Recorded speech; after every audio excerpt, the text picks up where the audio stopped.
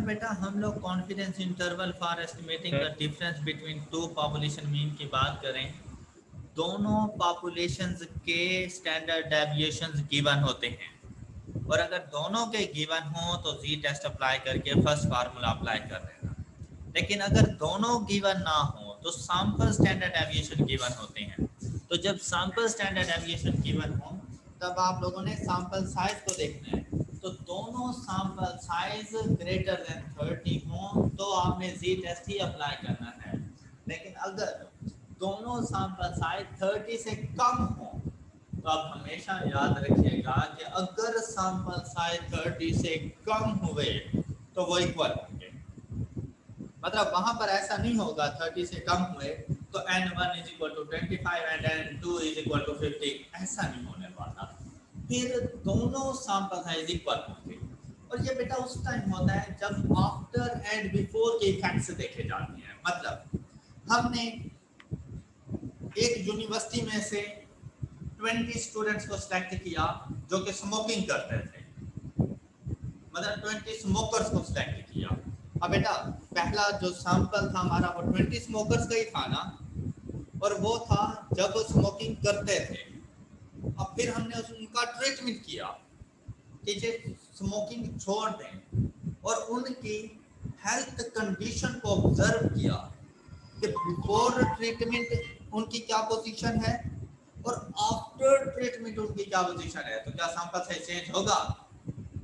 जो 20 का लिया था वो 20 ही रहेगा ना? Yes sir.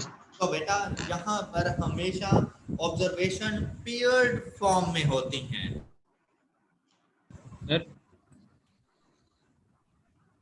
Question number 10 example है हमारे पास कि अगर पॉपुलेशन स्टैंडर्ड डेविएशन गिवन ना हो और सैंपल साइज लेस देन 30 हो तो बेटा हमेशा ऑब्जर्वेशन पेयर्ड फॉर्म में होगी और उनके बिफोर एंड आफ्टर इफेक्ट्स को देखा जाता है। तो यहाँ पर आपको इस क्वेश्चन में कहा गया कि ट्रेनिंग करवाई गई, तो ट्रेनिंग से पहले वेट कितना था वो ऑब्जर्व किया गया 10% का, फिर ट्रेनिंग के बाद कितना वेट था वो ऑब्जर्व किया गया, और आपसे कहा गया μ1 माइनस μ2 मतलब difference between two population mean आप लोगों ने फाइंड करके देना है 95% कॉन्फिडेंस इंटरवल के साथ, राइट। तो इस क्वेश्चन को सॉल्व करना ज्यादा इजी है भाई। μ1 माइनस μ2 के लिए x1 बार माइनस x2 बार होना चाहिए, ऐसे ही था। Yes sir. आपको ऐसा लग रहा है जैसे x1 ये है x2 ये है, x2 बार यहाँ से मिल जाएगा, राइट। Yes sir. भाई इनके स्टैंडर्ड डेविएशन भी फाइंड कर सकते हैं, लेकिन क्यों ना अपने काम को थोड़ा सा शॉर्ट कर लें, अपने काम को थोड़ा सा शॉर्ट कर लें, क्योंकि ऑब्जर्वेशन अब पेयर्ड फॉर्म में है। तो बेटा आप डिफरेंस फाइंड कर लें बिफोर और आफ्टर इफेक्ट्स, बिफोर और आफ्टर इफेक्ट्स आप डिफरेंस फाइंड कर लें। और वो डिफरेंस आपने कैसे फाइंड करना है? हमेशा आफ्टर माइनस बिफोर करना। जो डिफरेंस आपने फाइंड करना है ना वो हमेशा आफ्टर माइनस बिफोर। तो 136 माइनस 125 क्या आंसर आया? 11। शाबाश, ये आपने फर्स्ट का डिफरेंस देख लिया कि before training and after training उसके वेट में 11 किलोग्राम का डिफरेंस आया। नेक्स्ट टाइम 201 माइनस 195 6 जी। नेक्स्ट -2 शाबाश, -2 माइनस का साइन लिखना है। 184 171 13 शाबाश। नेक्स्ट 13 5 नेक्स्ट -6 जी 5 शाबाश। 14 14 -5 6 -5 6 डिफरेंस फाइंड कर लिया? यस अब सर। भूल जाएं कि आपके पास ये वाला डाटा है, कहीं आपको याद तो नहीं? बस इस डाटा में से ना आपने सिर्फ डिफरेंस फाइंड कर लेना है। अब बेटा जहाँ पे ये अब सैंपल्स के डिफरेंस है ना, तो Yes, ऐसा yes, sir. समझें जैसे ये x की वैल्यू हो, जहाँ पे x बार लिखते थे वहां पे t अगर इससे डिनोट कर रहे हैं तो d बार आ जाएगा। कैलकुलेटर को बताएंगे सारी वैल्यूज, जल्दी करें, ये सारी वैल्यूज कैलकुलेटर को बताएं। yes, sir. Plan. हाँ जी, 5 minus 6, 5, 14. 4.7 आ रहा है। बेटा कर लिया, सबने बता दिया। Yes, sir. तो इनके मीन की क्या वैल्यू आई? 4.7. तो 4.7. मीन को किससे डिनोट करूं? D bar. शाबाश, तो कितना आ रहा है? 4.7. 4. और इसका स्टैंडर्ड डेविएशन, अब ये देखो टेस्ट कौन सा अप्लाई करोगे? T test. T test. तो टी टेस्ट के लिए कौन सा स्टैंडर्ड डेविएशन आता है? Sample का. Unbiased. Unbiased, unbiased fourth number. Unbiased. शाबाश, बताओ जरा। 7.08. शाबाश, और इसको डिनोट करूंगा एस, और एस के साथ डी लगा दूंगा कि standard deviation of difference. SD. SD stand for standard deviation of difference, D stand for difference is equal to कितना? 7.08. 08। अच्छा बेटा, सिंपल सी बात है, μ1 माइनस μ2 इज इक्वल टू, अब यहाँ पर आप लिख दोगे d bar plus minus T alpha by 2 into n minus 1 into standard deviation of difference divided by under root of n। Under root N. Okay, Yes, sir. क्या 4.7 plus minus standard deviation 7.08 over n की value 10 Over 10. और t की Under root value 10. t की value 95% confidence interval, और sample size 10 का है, बताओ। Degree of freedom 9 हो जाएगा इसमें। तो ये तो सी है।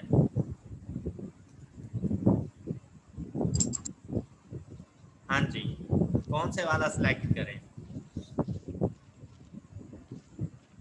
95% कॉन्फिडेंस इंटरवल। Second. Oh, कहीं आप ये वाली वैल्यू तो नहीं सोच रहे? yes, sir. 2.2621. 2.2621 राइट। जल्दी बताएं बेटा, जल्दी बताएं। क्वेश्चन की समझ आ चुकी है? आगे भी यार प्लस माइनस आप कर लेंगे। Minus 0.364. क्या चीज? Lower interval. लोअर इंटरवल आ रहा है माइनस 0.362।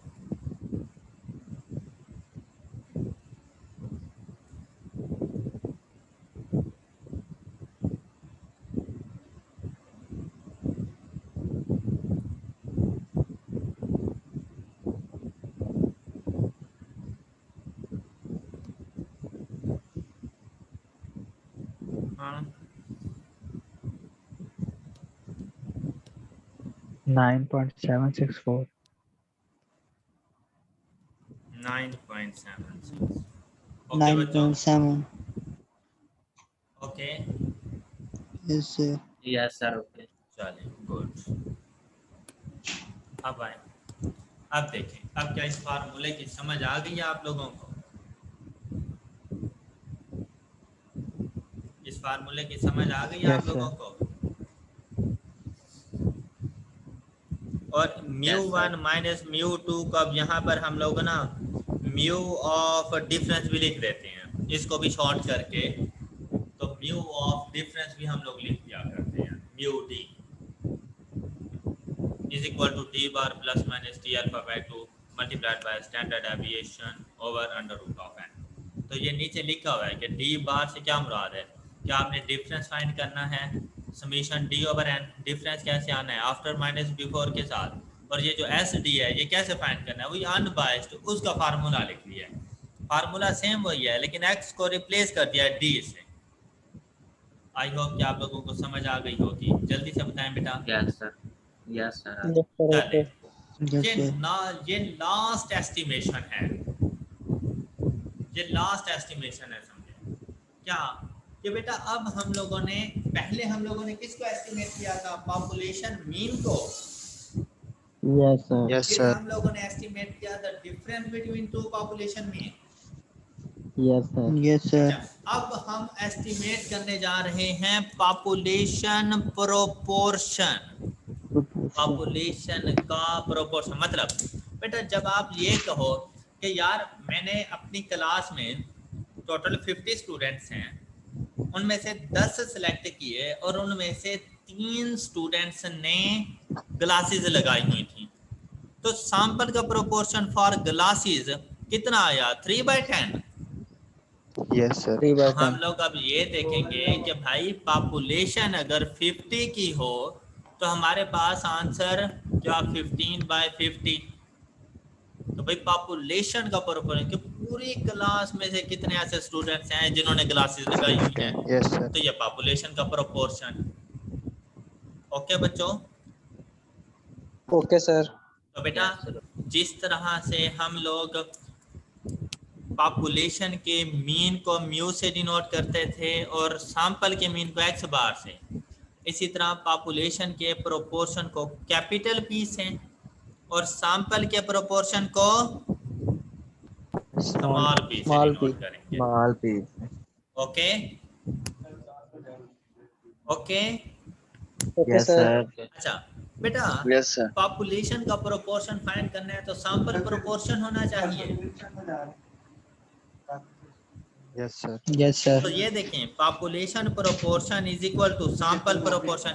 अच्छा ये बात तो अब कंफर्म है कि प्रोपोर्शन की एस्टिमेशन करते हुए कभी भी टी टेस्ट नहीं लगता, हमेशा जी टेस्ट अप्लाई होता है। Yes. Okay, sir. पॉपुलेशन की प्रोपोर्शन करते हुए हमेशा Z test. T test apply होता है। तो ये तो बात ही खत्म हो गई कि यार यहाँ पे सिग्मा वगैरह नहीं गिवन होगा, Yes. यहाँ पे प्रोपोर्शन की वैल्यूज गिवन होगी। तो बेटा सेम मेथड है, sample proportion plus minus Z and Z multiplied by standard error.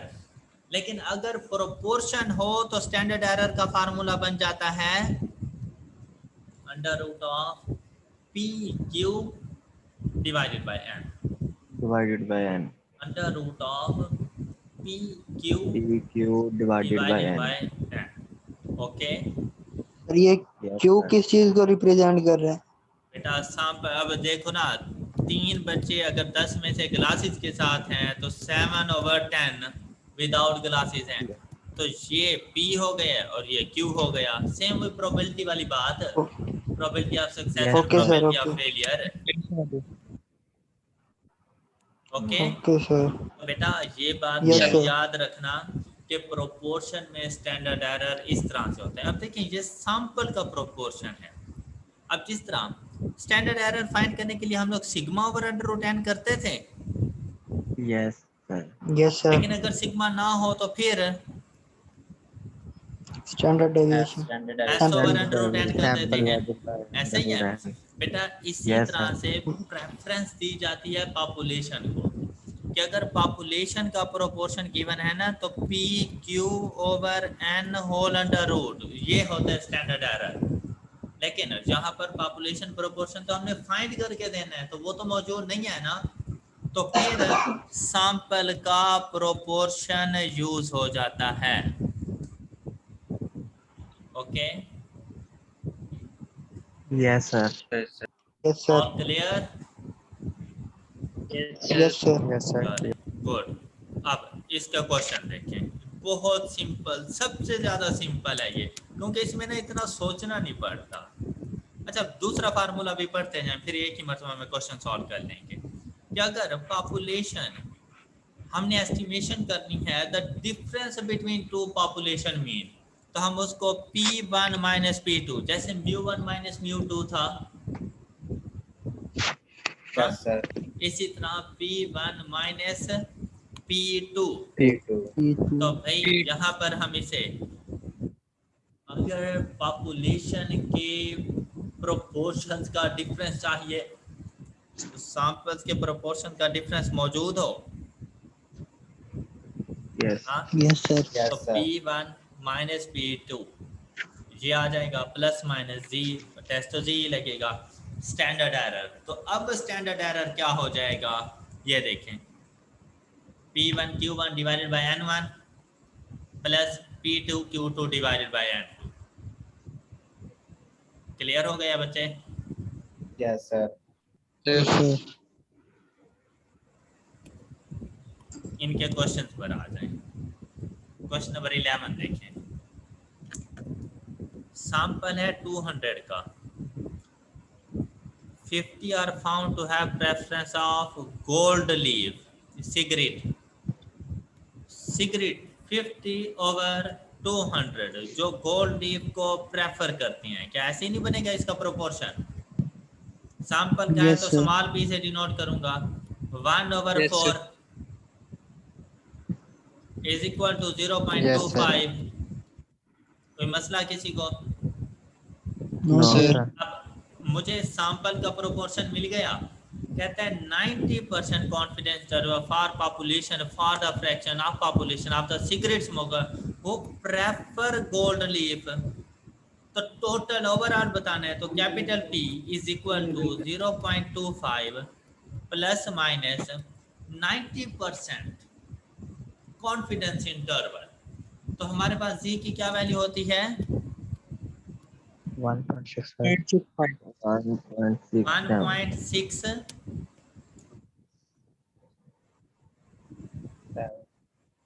1.6 1.65 फिर multiplied by under root of 0.25 multiplied by 0.75 divided bye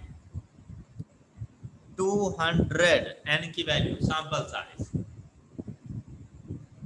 okay Yes, sir. ओके Yes, sir. मेरा Yes, जल्दी से ये हमारा बस क्वेश्चन सॉल्व हो चुका है। अब कोई मसला हुआ क्वेश्चन को सॉल्व करने में? No, sir. अब अगर आपसे ये पूछा जाता कि भाई ये हैं 200 में से 50 जो गोल्ड लीफ को प्रेफर करते हैं, और नीचे क्वेश्चन में आ जाता for the fraction of population of cigarette smokers who does not prefer gold leaf, तो क्वेश्चन किस तरह से बनता? अब वो आपसे पूछ रहे हैं कि जो गोल्ड लीफ को प्रेफर नहीं करते उनके लिए बताएं। तो बेटा ऊपर गोल्ड लीफ को प्रेफर ना करने वालों का फ्रैक्शन होना चाहिए ना हमारे पास। yes sir Yes. तो फिर हम क्या Yes, sir. लिखेंगे? गोल्ड लीफ को प्रेफर ना 0.75 करने वाले 0.75 प्लस माइनस बाकी ये सारी चीज वैसे ही। ओके बच्चों, तो बेटा Yes, ये sir. ध्यान से देख लेना कि हमने फाइंड क्या करके देना है उसे।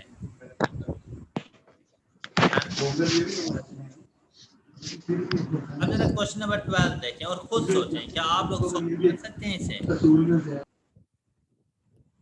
क्वेश्चन नंबर 12, शाबाश जल्दी करें। 400 adults, 600 teenagers टीवी प्रोग्राम देखते हैं, लेकिन 100 adults एंड 300 teenagers उस टीवी प्रोग्राम को लाइक करते हैं। 95% confidence interval of difference in proportions of all adults and teenagers who watch the program and like it। तो बेटा अगर हम लोग adults की बात करें तो adults की fraction क्या बनेगी हमारे पास? 100 over 400। 400. teenagers की क्या बनेगी? proportion teenagers का क्या बनेगा? 300 over 600। इसकी वैल्यू 0.25, इसकी वैल्यू 0.5. 0.5, ये इसके लिए P हो सकता है, तो इसके Q की वैल्यू 0.75, इसके Q की वैल्यू 0.5, 0.5.